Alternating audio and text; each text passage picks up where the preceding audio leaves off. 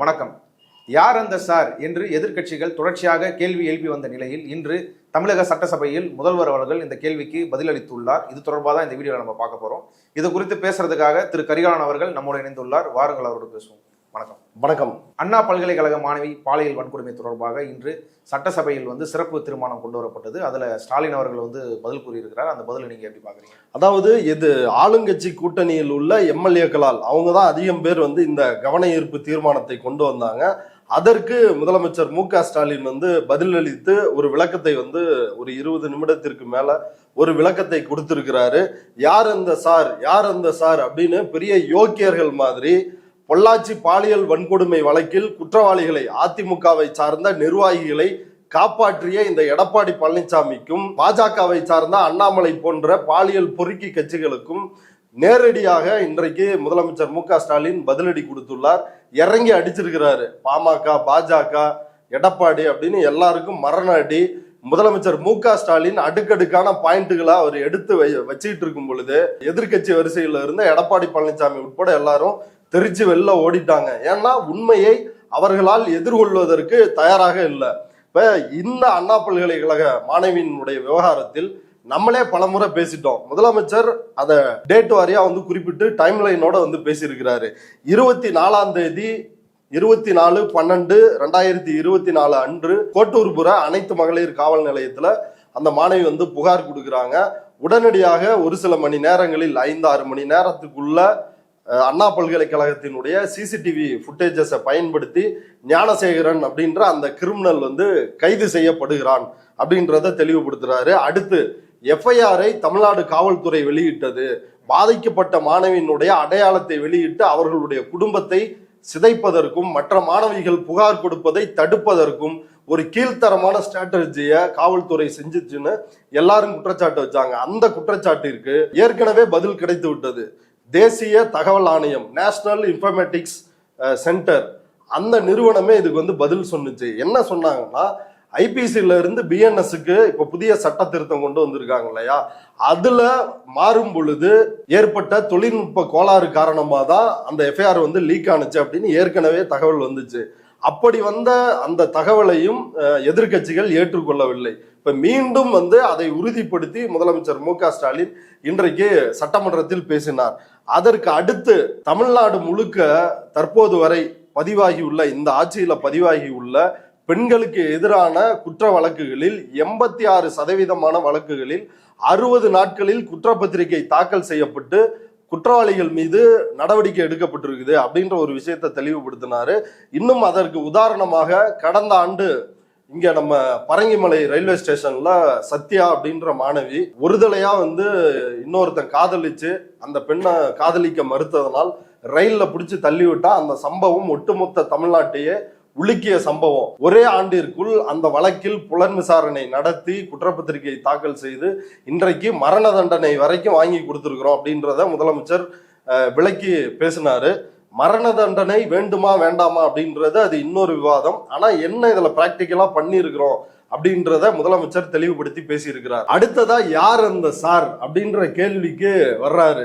உண்மையிலேயே எல்லாரும் கேக்குறீங்க, யார் அந்த சார்னு. எடப்பாடி பழனிசாமி கேட்கிறாரு, அண்ணாமலை கேட்கிறாப்ல, அடுத்து சௌமியா, அன்புமணி ராமதாஸ் அந்த டீம் கேட்கிறாங்க. அப்படின்ற அந்த கேள்வி இருக்குல்ல, யார் அந்த சார், அதற்கு ரொம்ப நேரடியா சொல்றாரு. இப்படி உடனடியா கைது பண்ணியாச்சு. அவனை திமுக காரன்னு சொன்னீங்க. அவன் திமுகல அடிப்படை உறுப்பினர் கூட கிடையாது. அவன் திமுக அனுதாபியா இருந்திருக்கிறான். அமைச்சர்களோட, திமுகவினரோட அவன் போட்டோ எடுத்திருக்கிறான். அதை எதையுமே நான் மறுக்கல. அவன் திமுக உறுப்பினர் இல்ல, திமுகவினுடைய அனுதாபி. திமுகவினுடைய உறுப்பினராக இருந்தாலும் யாராக இருந்தாலும் எந்த பாலியல் வன்கொடுமையில் ஈடுபட்டாலும் அவர்களை தண்டித்தே தீர்வோம் அப்படின்றத முதலமைச்சர் விளக்கம் கொடுக்கிறாரு. கொடுத்ததோட மட்டும் இல்லாமல் உயர் நீதிமன்றம் சிறப்பு புலனாய்வு குழு அமைச்சிருக்குது 3 ஐபிஎஸ் அதிகாரிகள் தலைமையில். இப்ப இவ்வளவு நாங்க செஞ்சிட்டோம், எஃப்ஐஆர் எப்படி லீக் ஆனுச்சு, எப்படி இவர்களை கைது செய்தோம், எல்லா டீட்டெயிலையும் சொன்னாச்சு. சொன்ன பிறகு யார் அந்த சார்னு கேக்குறீங்க. அப்போ உங்களுக்கு யார் அந்த சார்னு தெரிஞ்சிருக்குது. அப்ப நீங்க போய் இந்த சிறப்பு புலனாய்வு குழு முன்னாடி ஆஜராகி யார் அந்த சார் அப்படின்னு நீங்க சொல்லாம, சொல்லி அவர்களை நடவடிக்கை எடுக்க சொல்லாமே. அப்படின்னு நச்சுன்னு ஒரு கேள்வியை கேட்டாரு. நிசப்தமாயிடுச்சு. ஆமா, நிசப்தமாயிருச்சு. யார் அந்த சாருன்றது, இவர்கள் தான் அந்த சார்கள். பொள்ளாச்சி பாலியல் வன்கொடுமையிலிருந்து அத்தனை கொடுமைகளையும் நிகழ்த்திய ஆட்சியாளர்களாக இருந்த சார்கள் தான் எடப்பாடி பழனிசாமி சார். கொத்தடிமை சார், பாஜகவினுடைய அடிமை சார் தான் இந்த எடப்பாடி பழனிசாமி சார். இப்ப அப்போ அடுத்துதான் முதலமைச்சர் அந்த கேள்விக்கு வராரு. இப்ப யார் இந்த சார்னு கேக்குறீங்களே, இந்த சாரோட ஆட்சியில என்ன நடந்துச்சு அப்படின்ற அந்த மேட்டர் ஓபன் பண்றாரு. அன்றைக்கு அவர் எடுத்த பிரச்சாரமே என்னன்னா, பொல்லாத ஆட்சிக்கு பொள்ளாச்சியே சாட்சி அப்படின்ற முழக்கத்தை முன்வைத்துதான் தமிழ்நாடு முழுவதற்கும் இந்த பொள்ளாச்சி பாலியல் வன்கொடுமை வழக்கில் குற்றவாளிகளை கைது செய்ய வேண்டும் அப்படின்னு போராட்டம் நடத்தினாங்க. அதை இன்றைக்கு சட்டமன்றத்தில் குறிப்பிட்டு பேசினாரு. 2019 பிப்ரவரி 12ஆம் தேதி பாதிக்கப்பட்ட பெண்ணால் புகார் அளிக்கப்படுகிறது. கூட்டு பாலியல் வன்கொடுமை செய்யறாங்க, செயினை பறிக்கிறாங்க, அவங்கள உடலுறவு கொள்ற மாதிரி ஆபாசமான வீடியோக்களை மிரட்டி இவர்கள் பதிவு செய்யறாங்க. அதையெல்லாம் வச்சு தொடர்ச்சியாக மிரட்டுவது, இது போன்ற காரியங்களில் அந்த அதிமுகவினர் ஈடுபட்டு வர்றாங்க. அந்த பொள்ளாச்சி பகுதிகளில் அதிமுகவினர் ஈடுபட்டு வர்றாங்க. இது தொடர்பா முதல் முறையா பிப்ரவரி 12, 2019 அப்ப ஒரு பெண் புகார் கொடுக்குறாங்க. அதற்கு பிறகு பிப்ரவரி 24ஆம் தேதி இன்னொரு பெண் புகார் கொடுக்குறாங்க. அதற்கு பிறகு பிப்ரவரி 26ஆம் தேதி பாதிக்கப்பட்ட பெண்ணினுடைய சகோதரரை குற்றவாளிகள் போய் தாக்குறாங்க. எப்படி நீ புகார் கொடுப்பன்னு. அது பிப்ரவரி 26. யோசிச்சு பாருங்களேன், எவ்வளவு நாள். கிட்டத்தட்ட அது எப்படி நடந்திருக்குன்னா, இவங்களே அந்த இடத்துக்கு தான் வர்றேன். கிட்டத்தட்ட 16 நாளுக்கு மேல எதிர்கட்சி கையில் போராட்டத்தை எடுத்து மிகப்பெரிய அளவில் தமிழ்நாடு முழுக்க திமுக போராட்டம் நடத்திய பிறகுதான் FIR கைது அப்படின்ற நடவடிக்கைக்கே போறாங்க. இதுல முதலமைச்சர் மு.க. ஸ்டாலின் இன்னைக்கு சொன்ன விஷயத்திலேயே எவ்வளவு பாருங்களேன் அநியாயம். பாதிக்கப்பட்ட பெண் போய் புகார் கொடுக்குறாங்க, புகாரை எடுத்துக்கல.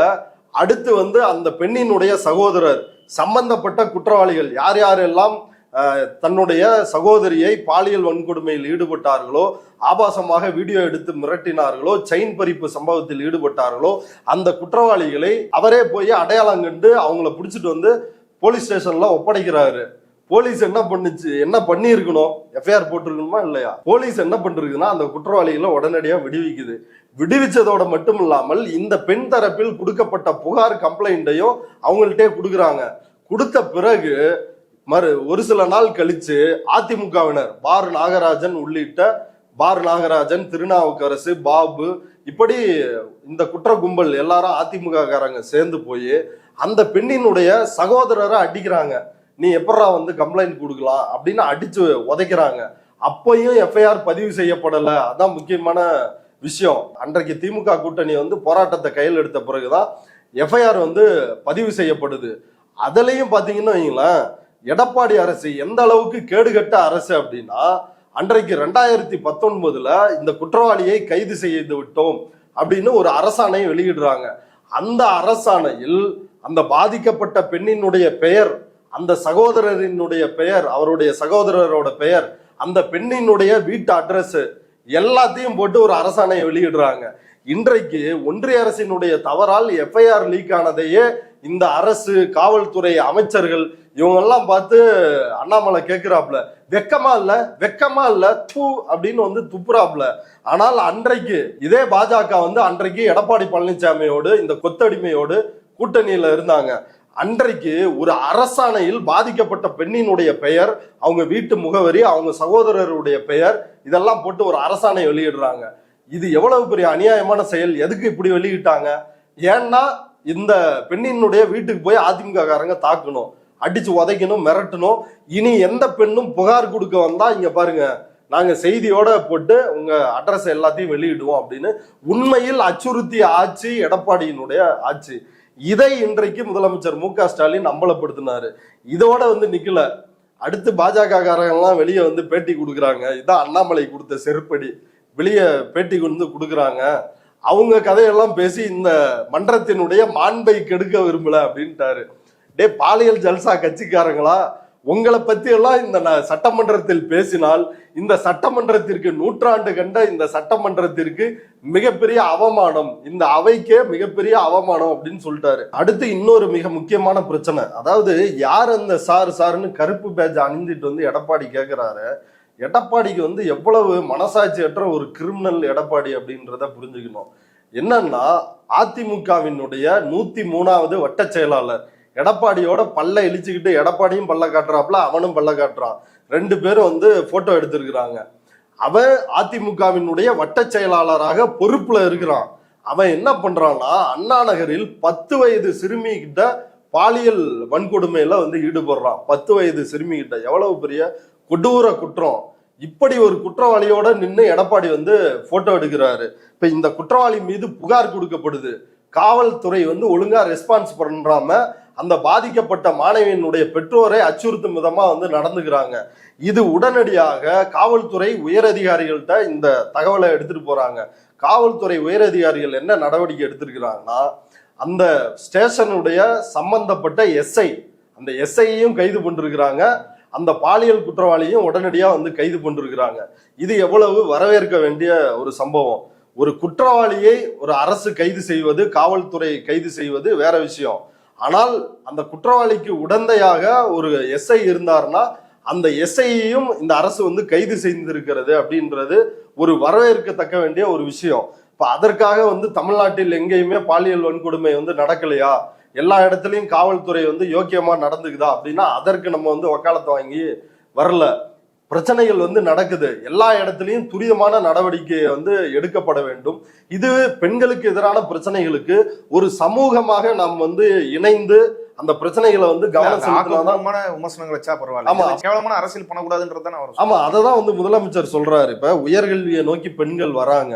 இப்ப இன்றைக்கு யார் அந்த சாருன்னு எழுப்புற கேள்வி அவங்க மேல ஒரு தாக்கத்தை ஏற்படுத்துமா ஏற்படுத்தாதா?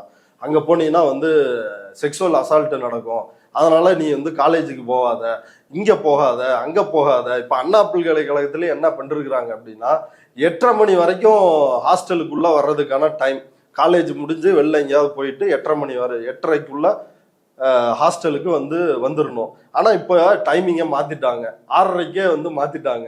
இப்ப வெளியே இருக்கிற சமூகத்தோட பிரச்சனை இப்ப மாணவர்களுக்கு ஒரு ப்ரெஷரா ஏற்றப்படுது.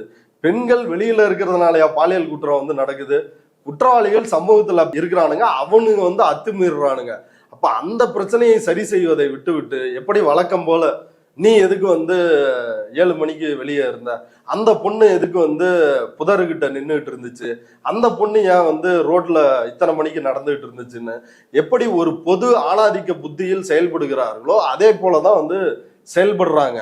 முழுக்க இந்த பிரச்சனையே என்ன ஆயிருச்சு அப்படின்னா, இப்ப தோழர் மருதையன் கூட நம்மள்ட்ட கொடுத்த பேட்டியில குறிப்பிட்டு சொன்னார். அண்ணா யூனிவர்சிட்டி போன்ற பல்வேறு யூனிவர்சிட்டிகள்ல, தமிழ்நாட்டு பல்கலைக்கழகங்களில் PhD வாங்குவதற்கு படிக்கின்ற முனைவர் பட்ட ஆய்வு மாணவர்கள் பாலியல் ரீதியாக சுரண்டப்படுகிறார்கள் அப்படின்ற ஒரு பிரச்சனை இருக்குது. அந்த மாதிரி பள்ளி, கல்லூரி இது போன்ற வளாகங்களில் ஆர்கனைஸ்டா அங்க வேலை செய்கின்ற நிர்வாகிகள், ஆசிரியர்கள், பேராசிரியர்கள் அவர்கள் செய்கின்ற குற்றம் இதெல்லாம் தான் வந்து விவாதிக்கப்பட்டிருக்கணும். இந்த பிரச்சனையை ஒட்டி அடுத்தடுத்து இங்க எங்க இப்படி இருக்குது அப்படின்னு பாதிக்கப்பட்ட மாணவிகளை அவங்கள ஊக்குவிக்கும் விதமாக, அவங்களுக்கு நம்பிக்கை கொடுக்கும் விதமாக நீங்க வாங்க புகார் கொடுங்க அப்படின்னு ஒரு ஆக்கப்பூர்வமாக இதுல அரசியல் நடந்திருந்தா இது பெண்களை பாதுகாக்கின்ற ஒரு முயற்சி அப்படின்னு பார்க்கலாம். இது என்ன ஆயிருச்சுன்னா அண்ணாமலை சவுக்கால அடிச்சுக்கிறாரு. அடிச்சதோட நிக்கல, அண்ணாமலை என்ன சொல்றாரு, 7 தலைமுறைக்கு அந்த குடும்பம் வந்து வெளியே தலை காட்ட முடியாம பண்ணிட்டீங்களே அப்படின்னு வந்து கேட்கிறாப்புல. அப்ப அண்ணாமலையே சொல்றாப்புல, நீ போய் பாலியல் துன்புறுத்தல் நடந்துருச்சுன்னு புகார் கொடுத்தீங்கன்னா 7 தலைமுறைக்கு உங்க குடும்பத்தோட பேர் கெட்டு போயிடும். காலங்காலமா அந்த நடைமுறை தானே இருக்குது. பாதிக்கப்பட்டவர்கள், குறிப்பாக பெண்கள், எனக்கு இப்படி நடந்துருச்சுன்னு வெளியே சொன்னா அந்த பாலியல் குற்றம் செஞ்சவனை வந்து கேவலமா பாக்குறது இல்ல, பாதிக்கப்பட்ட பெண்ணையே கேவலமாக குற்றவாளி போல பார்க்கின்ற ஒரு பார்வை நம்முடைய சமூகத்தில் இருக்கிறது. அப்ப இந்த பிரச்சனைகள் எல்லாம் களைய வேண்டும். இப்ப இவ்வளவு ஆதாரங்களோடு முதலமைச்சர் பேசியிருக்கிறாரு. எடப்பாடி பழனிசாமி அண்ணாமலையை போல சவுக்கால் அடித்துக் கொள்வாரா மாட்டாரா, இல்ல பொதுமக்கள் அவரை சவுக்கால் அடிப்பார்களா? ஒன்று.